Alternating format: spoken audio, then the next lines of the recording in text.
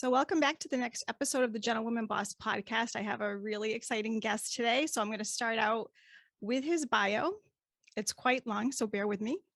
My guest today is Mr. Joe Mullings, and Joe is the chairman and CEO of the Mullings Group companies, including TMG Search, Dragonfly Stories, and TMG 360 Media. The search firm is responsible for more than 8,000 successful searches in the med tech, health tech industry, with clients ranging from multi-billion-dollar companies to emerging tech startups. Dragonfly Stories is the media production company behind the award-winning video docuseries True Future, of which Joe is the host, as well as generating attention and awareness for companies globally. In 2020, Joe was appointed Chief Visionary Officer for MRI Network, Inc., where he guides the digital transformation of the MRI network, bringing video storytelling strategies and techniques for talent access, which he innovated at the Mullings Group. So welcome to my show, Joe. Great to be on board, and thanks so much. I'm looking forward to it. I'm really excited. You're doing a lot of really neat things in the industry that I'm not that familiar with, but I'm very curious to learn about and find out what you're doing. Sure. Ask away.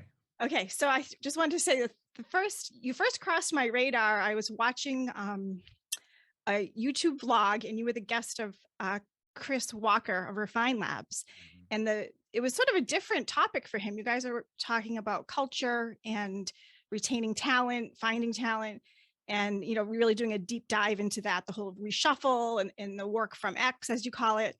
And in it, you mentioned the importance of empathy and good leadership. So that kind of caught my attention, and I kind of stalked you for a while, and here you are. So, Joe, you have a very vast and varied career portfolio behind you.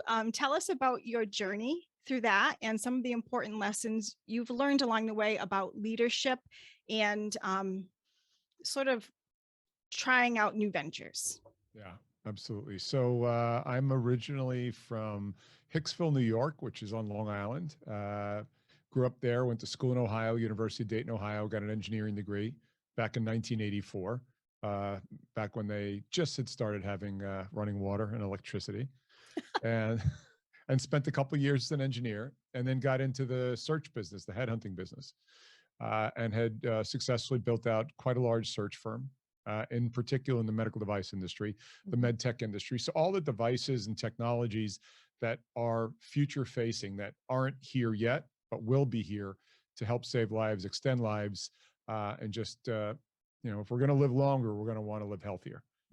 So in 2015, we had started Dragonfly Stories, which is a production company. I had no experience in it whatsoever, but we jumped in and we started out telling stories about careers and stories about our client companies. And the very first one was Google and Johnson & Johnson. Wow. And, we started telling stories about who you could possibly become if you went to work at a company. And that's the question that we know everybody should be asking when they're thinking about a career change or a career move is, who will I become if I take this role on?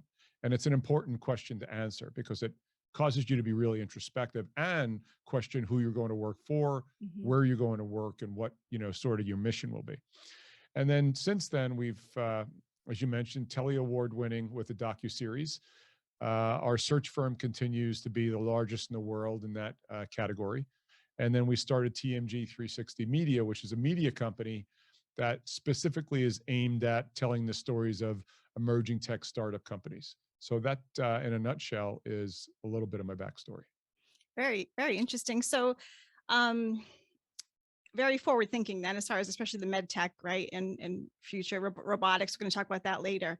Now, you touched on this, but I want to go back to it. Your website says, we believe that every individual should evaluate 4 things when considering a new opportunity: market, product, service, leadership, and mission. So can you weigh in on the leadership and mission part, especially for my listeners? Yeah, be happy to. So the first 2 are pretty straightforward. The market you're looking at, does that market have legs to where the world's moving to?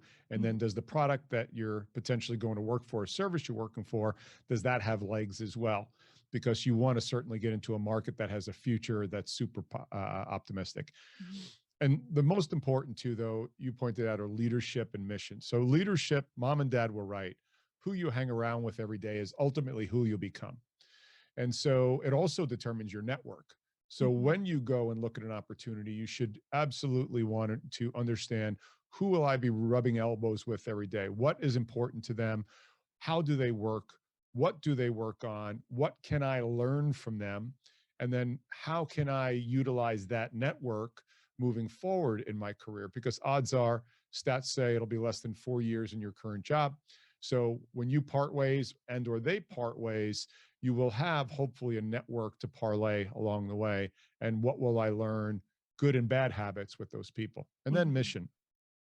Mission's important because while we show up every day in the parking lot and get out of our car or get off our bicycle, um, you generally don't have staying power if you're going into work to make a thing or to provide a service. Mhm. There's got to be a higher level of fulfillment that draws you in to give the best performance every day you possibly could. And you're going to have good days and bad days. But what is it that makes you want to hop out of bed every morning and go, you know what? I don't know if there's many more places I'd rather be than where I'm going to today. And then that's critically important. There's no perfect career move. There's no perfect job, although I think I've come pretty close in what I've been sort of privileged to do over the last 30 plus years. But you've got to know, why are you showing up every day, and is it giving a higher level of fulfillment to your being? I agree with that 100%. I worked for an organization that had a fantastic mission. It was over 120 years old, to help women that were in need. But it was run by very toxic female leadership. So there was such a parody there of, mission and purpose versus what was really going on. And that dissection just, yeah, I've lived through, both scenarios, and that is, nothing will kill your your team's mission, motivation and desire to do well for you, than poor leadership or um hypocrisy when it comes to the mission. So Yeah, that's. and it's really interesting you bring that up, because when you get a mission driven group of people, so and we can point to anything in especially society today, it's become really interesting, is there are people who show up because they have a mission, and those people, from an altruistic perspective, are there for the right reasons. Mhm. And then there are others who smuggle themselves in, who will jump inside that mission, but as a Trojan horse. And they Mhm. either have a despise or an alternative agenda, and hide themselves within that altruistic effort. And if you leave those two categories together long enough, unfortunately, the ones who have the less than um, sort of altruistic and mission driven mindset find a way, because they have an agenda, find a way to oftentimes introduce toxicity. And you don't need many toxic people to bring down a culture. It's Mhm. really it's a very, very dangerous scenario and a dangerous seed to Mhm. get into a really positive culture, and one or two bad seeds could really bring down a culture.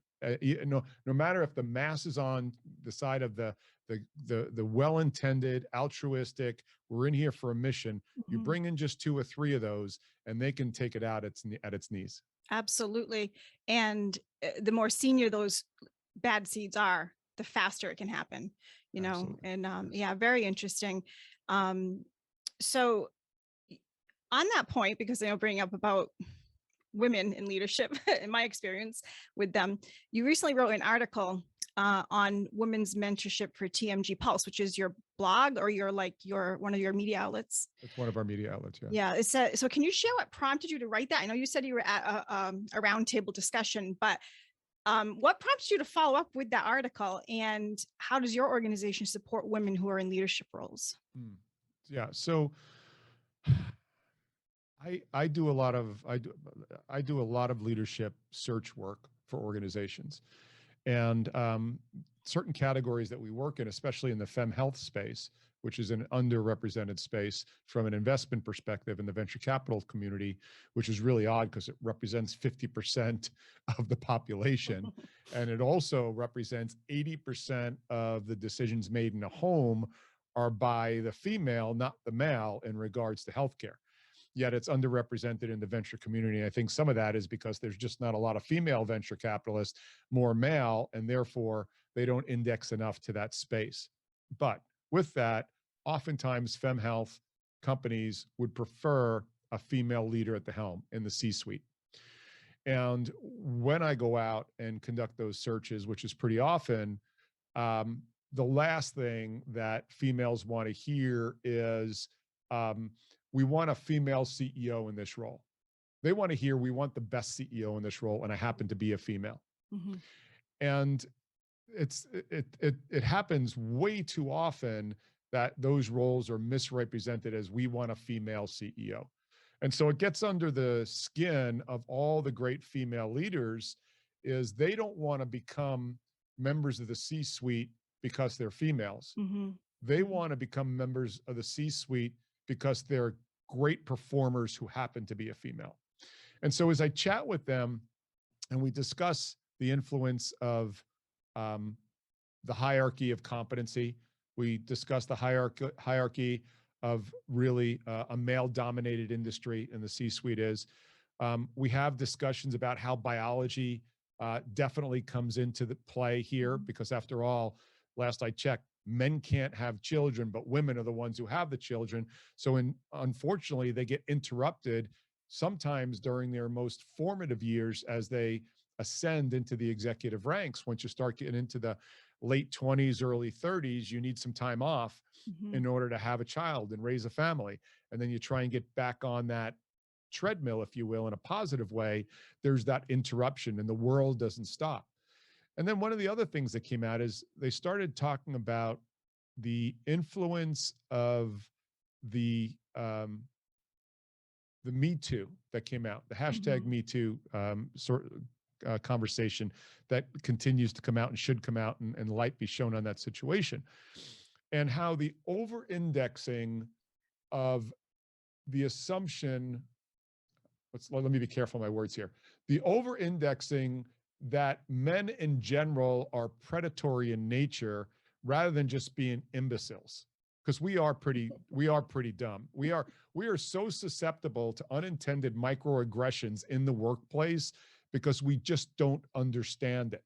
Mhm. And this is my opinion on this. And so what has happened is HR departments have said and set up policy of, we don't want you behind closed doors if you're a male and there's a female.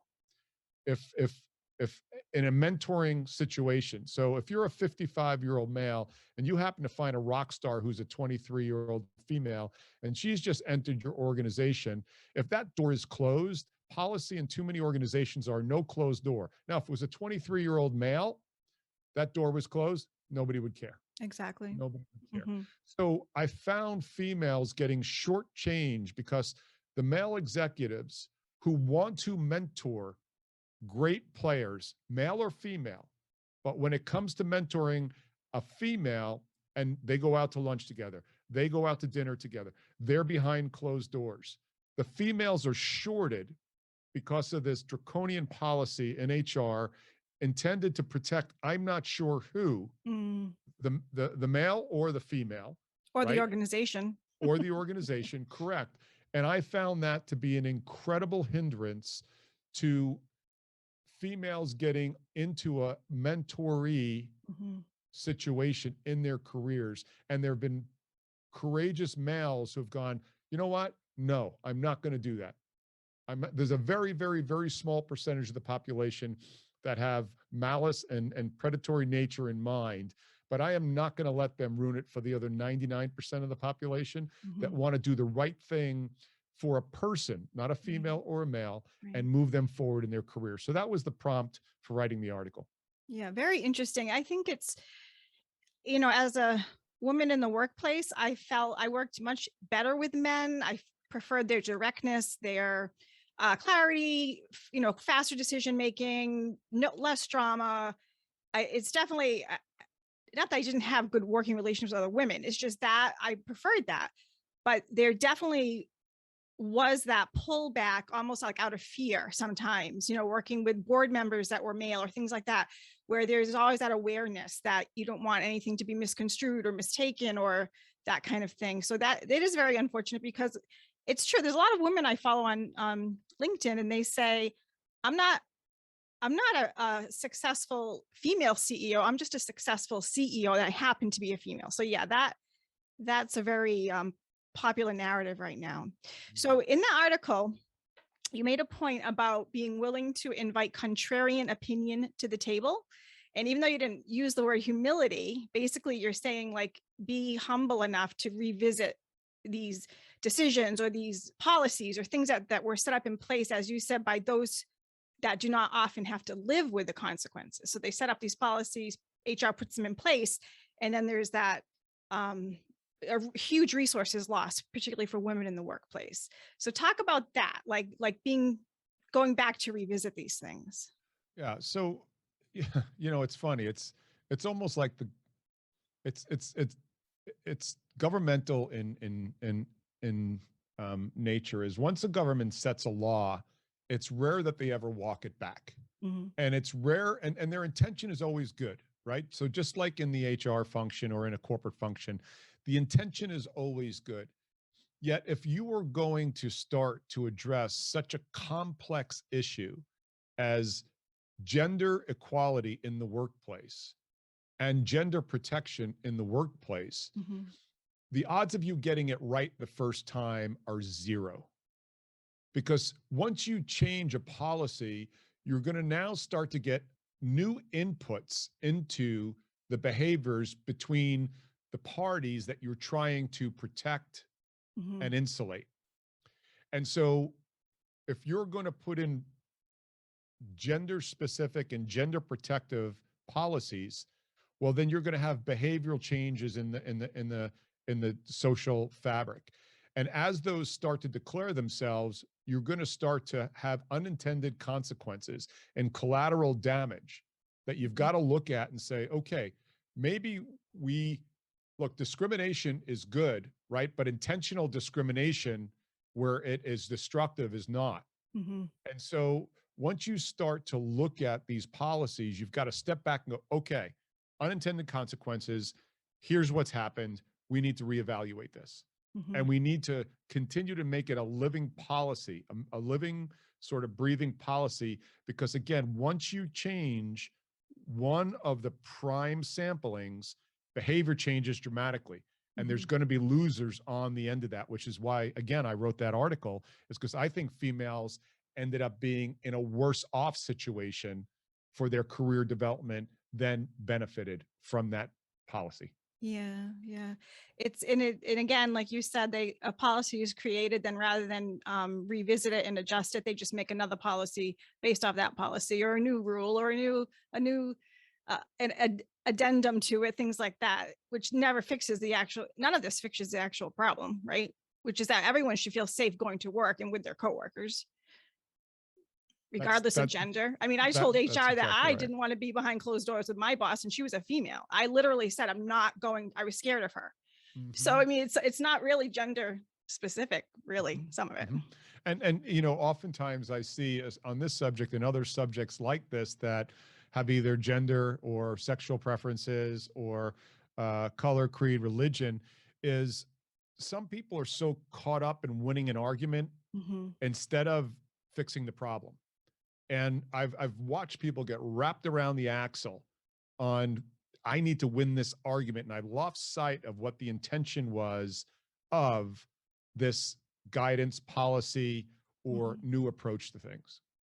All right, win the battle, lose the war. Yeah, but let's it's okay to win the argument if you're fixing the problem. Right. But if you're going after winning the argument, you lose sight of the problem. Therein lies the challenge. Yeah. Yeah.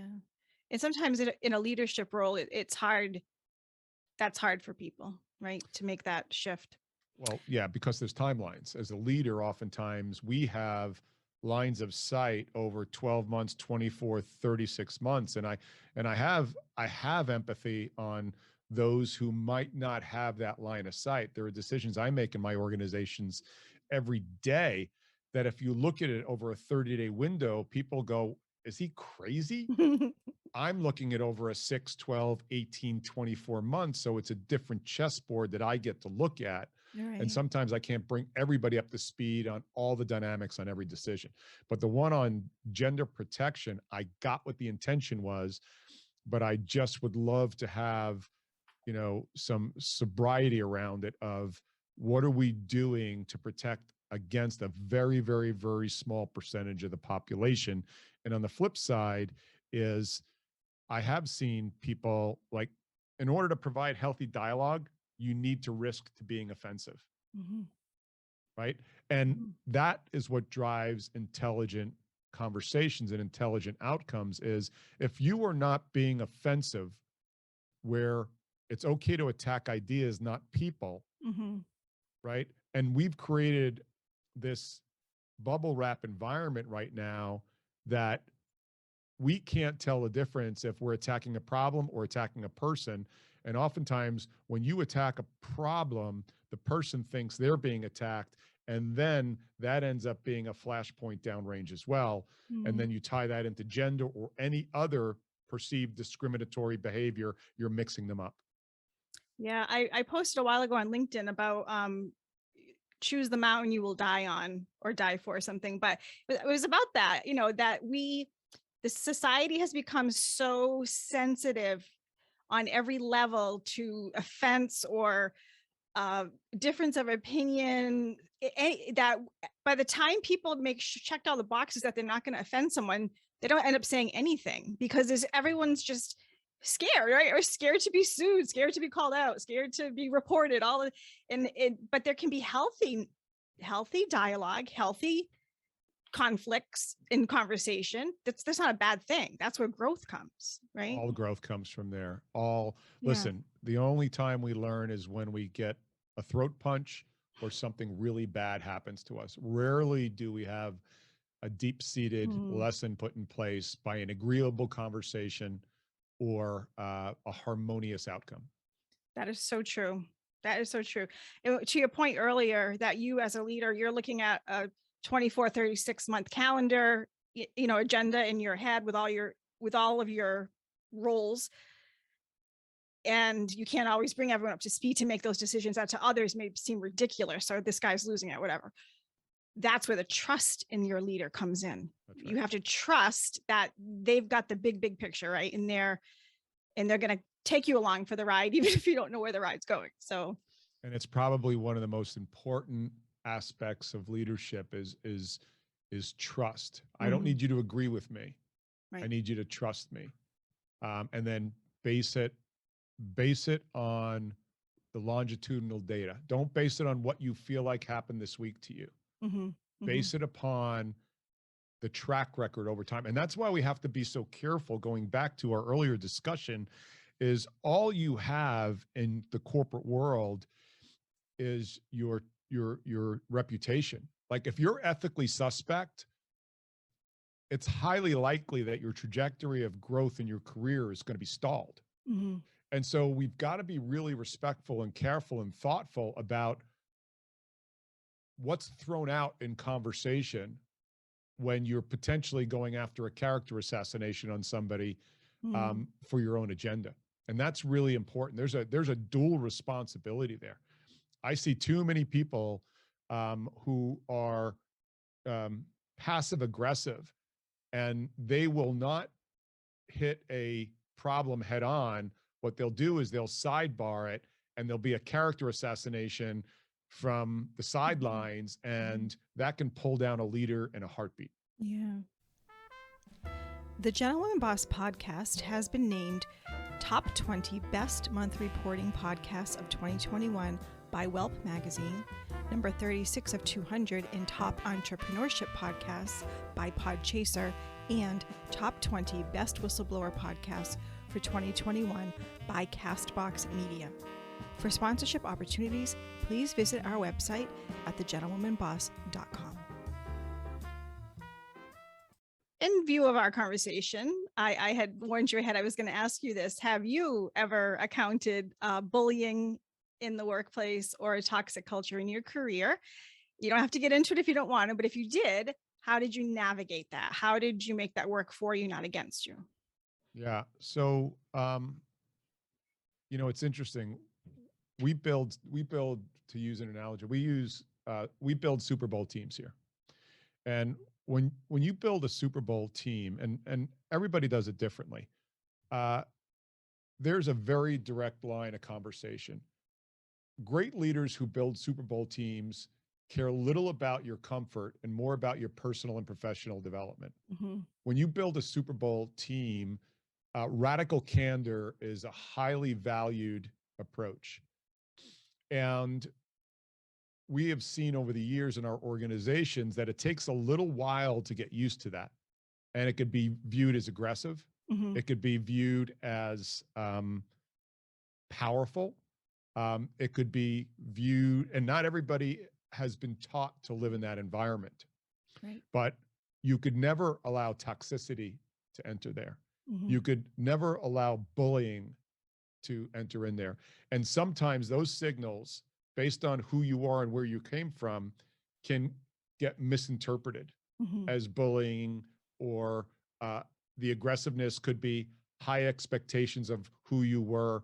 And so that's where I think the interview process in an organization is hypercritical, because you need to explain to people the world that they're going to be working in, and the environment, and how the communication comes across, how high accountability, low maintenance comes in.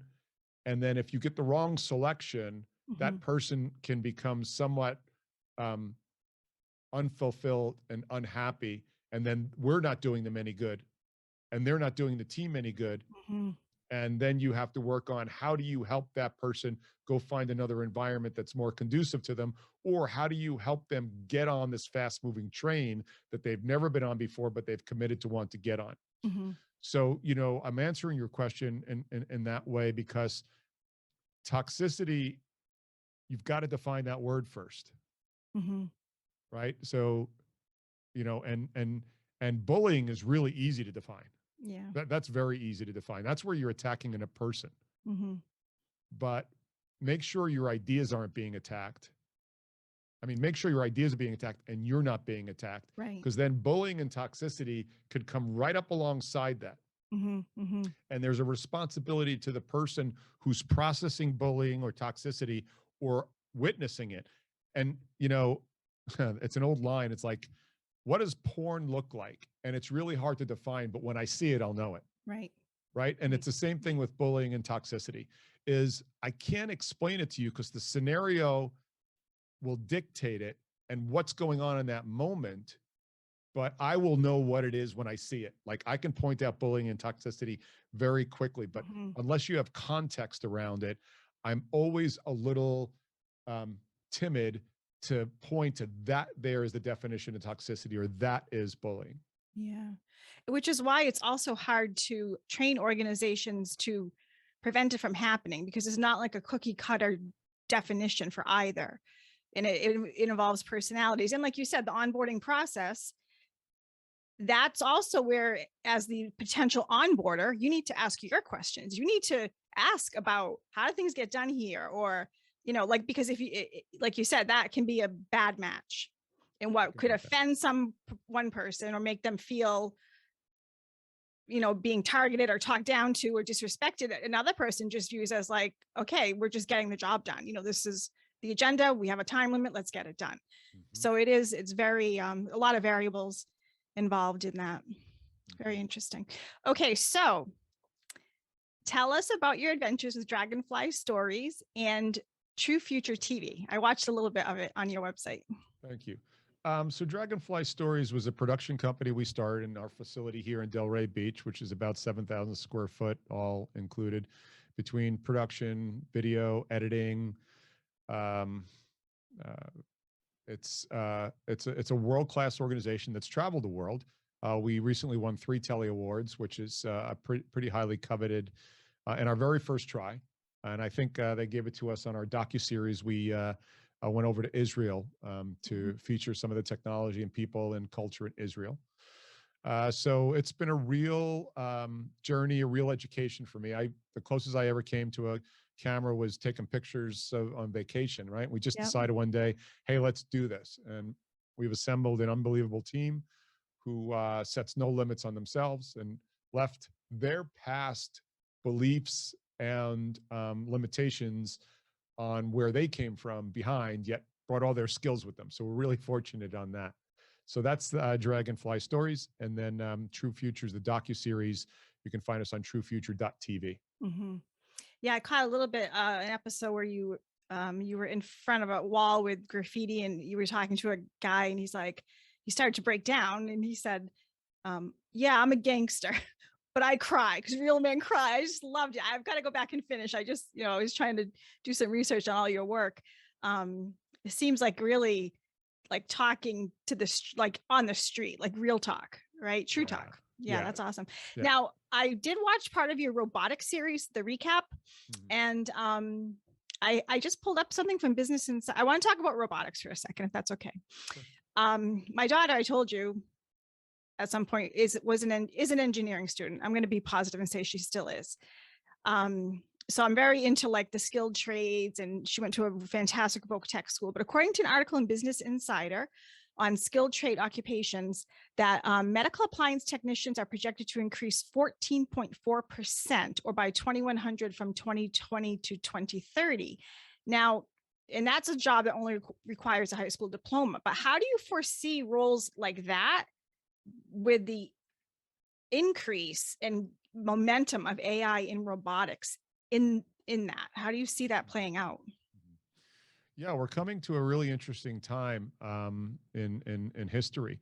Is you're starting to see this divergence of those who can understand tech and those who cannot, Mhm. and then those who are comfortable with reinventing themselves every 5 years and those who are not.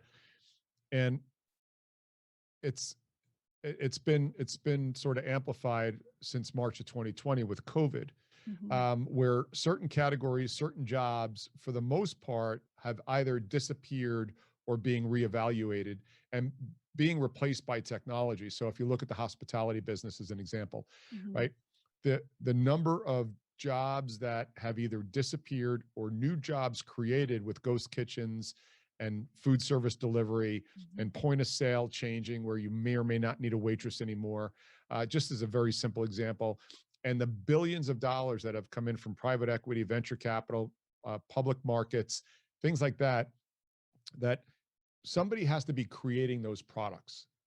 And they're usually software related. Mhm. And AI, artificial intelligence, deep learning, machine learning, all of those are going to start to have, well, we already do it. If you go on Facebook, you're fed up ads. If you're going on Amazon, you're fed up suggestions on buying. Yep.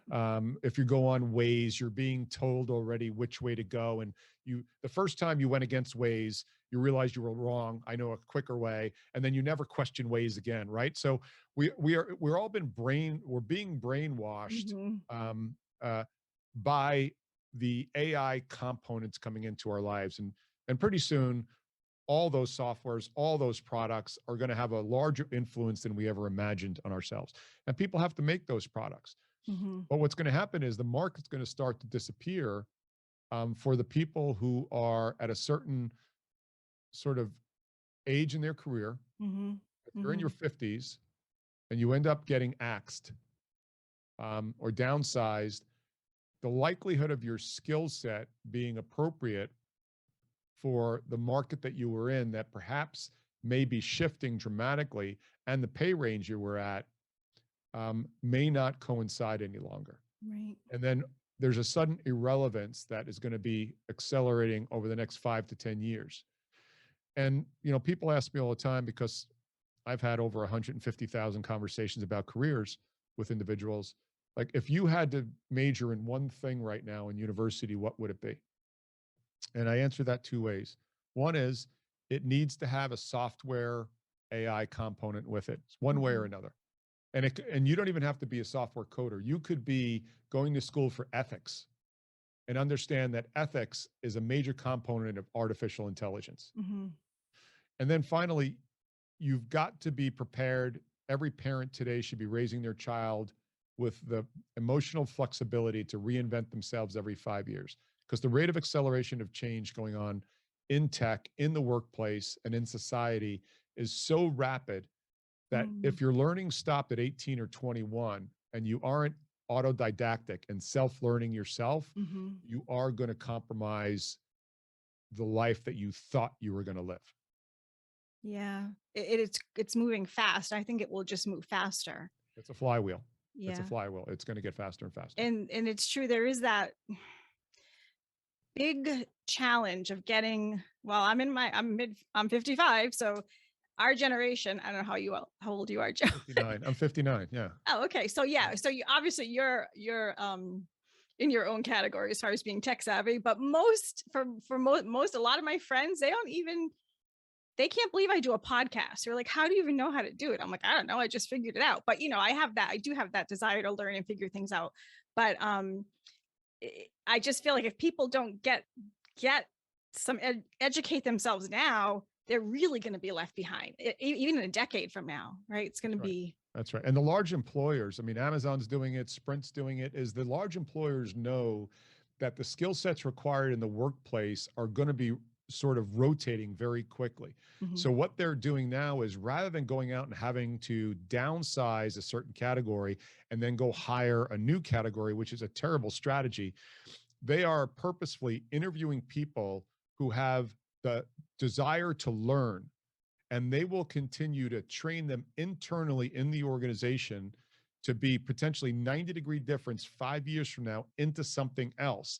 And that Mhm. increases retention, increases salaries, and also creates a better sort of job market, rather than having the different types of unemployment that come, either frictional unemployment or you have a tech change in employment. Is these organizations are now internally training their workforce to try and up their retention, because it's a better deal for them as well. Right, long-term investment to keep the people you Right. already have around and continue Right. to train them. Ups. That's right. Everybody Yeah. wants to learn. For the most part, everybody wants to learn. It's up to you to decide what is going to get your interest, that you are going to want to continue to learn. Yeah. And that is again on leadership. I know I was in the elder care nonprofit world, and there was a big disconnect from what administration wanted done as far as tech and software and, you know, bringing things up to 2019 at the time versus how nursing, the caregivers did their job every day. And again, it's that antiquated, there's nothing wrong with how they did it. They did it for decades like that and we're great at it. But there was that huge divide. They didn't want to learn. Leadership wasn't good at making it exciting to learn, and that's another huge part of leadership is making your organization a learning environment and making it fun if you can. And to that point, what you said about bringing med tech into like video and media world and making it fun and making it exciting, like you said, making it sexy to watch a robotics video. That's what you have to do with anything you want your people to learn, right? Or to shift to. You've got to make it enticing. What does it mean to them? Anytime you show somebody, in the back of their mind, way down in the core stem of the brain, is, what does that mean to me, Mm-hmm. and how is that going to benefit me, and why should I care? And if you understand that, as you start to introduce new concepts or new careers or new jobs or new opportunities, too many times organizations are incredibly lazy Mm-hmm. and don't want to get to the bottom of, here's why it might be important for you to consider this. Mm-hmm. Right? Instead, what do is they voluntold people and just push everything on them and say, this is what you're going to do next. And it takes a lot of lifting. It takes a lot of communication. It takes more than most of the time leadership has ever had to do, want to do. But Mm-hmm. we've got the ability to reach out to people in a very high cadence, very low labor cost, on texting, on internal websites, on Mm-hmm. email, using media. There's so many ways to continue to keep people connected in the organization, that it's only the lazy people that don't want to figure out how to do it. Yeah, yeah. When right before I resigned from one of my roles, the the executive director came over and dropped this big folder on my desk. I was in development. I was in fundraising. And she's like, I just had an internal television station installed in the company, and you're gonna create the content for it. Like you, I didn't know anything about creating video content. I'm like, I do fundraising. I ask people for money, like what, and that's how she rolled. But the difference though, Joe, versus what you're saying is I knew there would be zero training. I knew it was just the way things were. There would be no support, no money to get me, any help so that was sort of a deal breaker for me. Now I kind of wish I'd stuck around because it would have been a great challenge, but that would have made a huge difference in my staying, that if I knew, there was backup, there was support, there was training available. And that you're not just in a silo by yourself trying to build something from scratch, right? With zero help. I mean, that's not, I don't know. But that's old school. Yeah, exactly.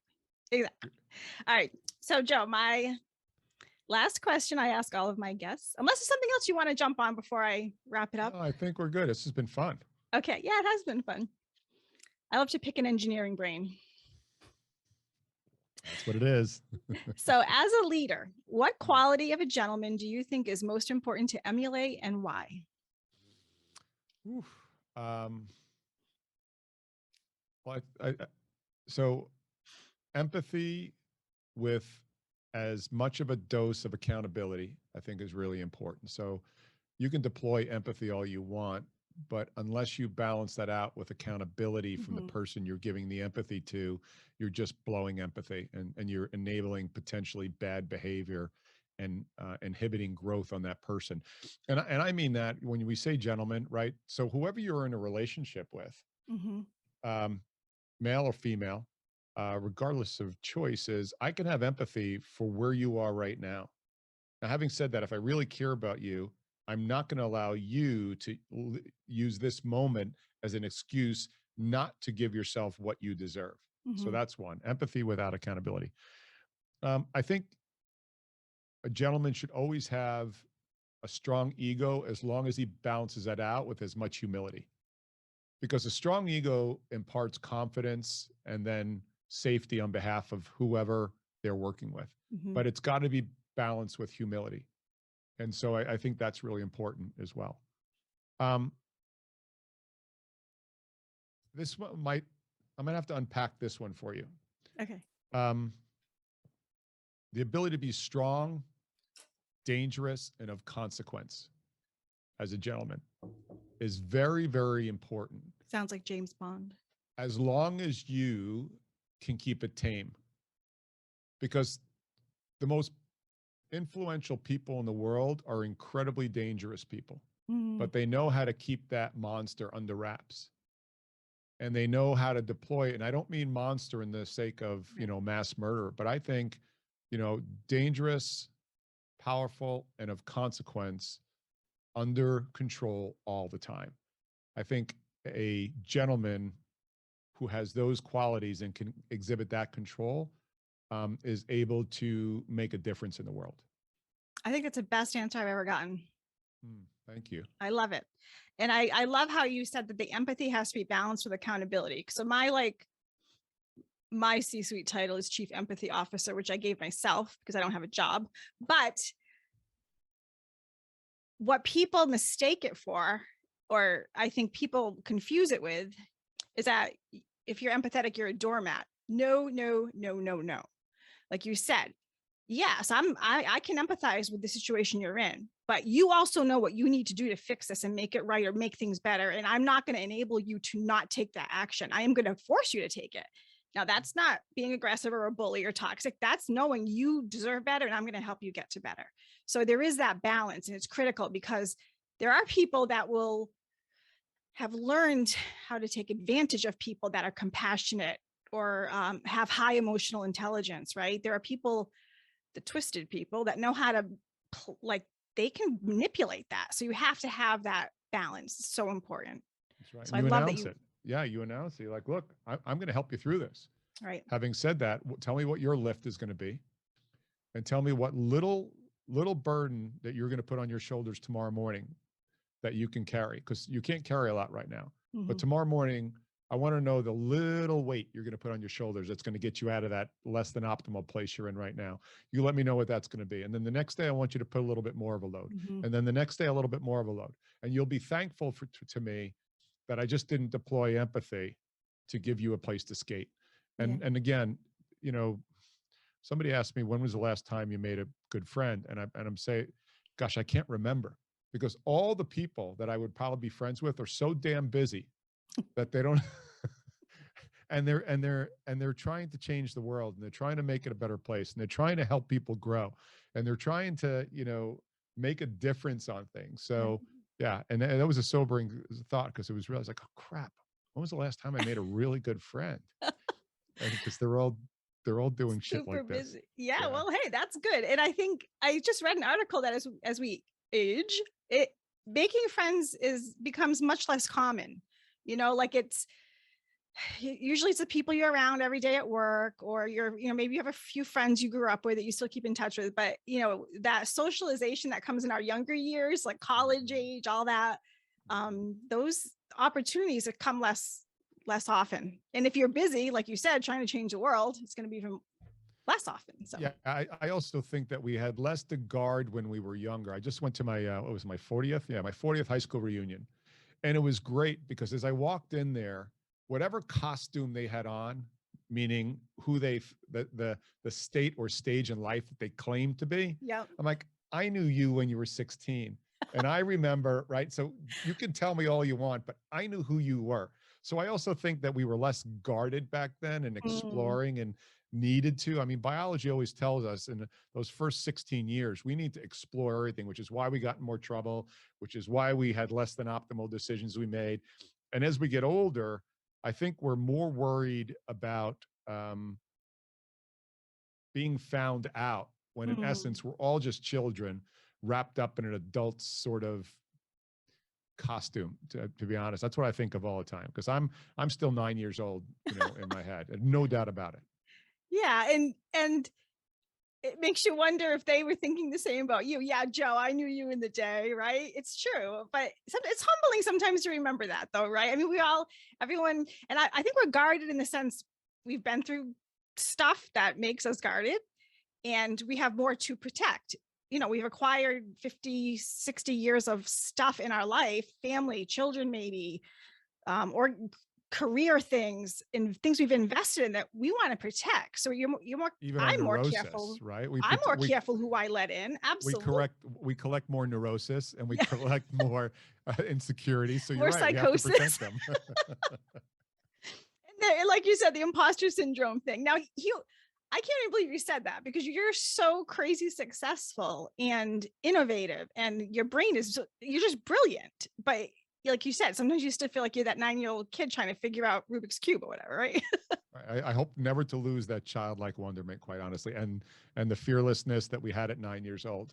Too many people end up pulling their punches as life goes on. So just live it wide open is sort of what I do, without being Well, everybody's definition of reckless is different, but yeah, Is different. Yeah. yeah.